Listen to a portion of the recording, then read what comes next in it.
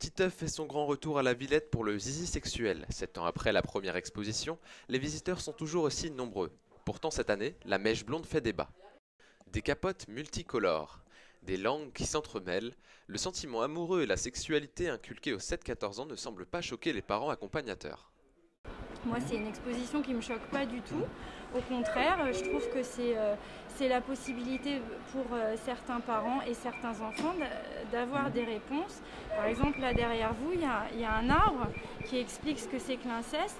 Ben, c'est très bien expliqué et ça peut mettre en garde certains enfants. Je trouve que c'est une excellente chose d'avoir fait cette exposition pour pouvoir répondre aux attentes des enfants. Si certains sourient, d'autres ne le voient pas d'un très bon œil, jugeant cette exposition inadaptée pour un jeune public. Pour les enfants les plus jeunes, on pense qu'il y a un certain nombre de contenus qui peuvent peut-être être choquants. Et puis ce qui m'a gêné, c'est que la plupart des enfants en sortent en ricanant. Et est-ce que quand on leur parle de cette chose merveilleuse qu'est la sexualité, on a envie que les enfants ils en sortent en ricanant? Un discours que ne comprennent pas les organisateurs de l'exposition.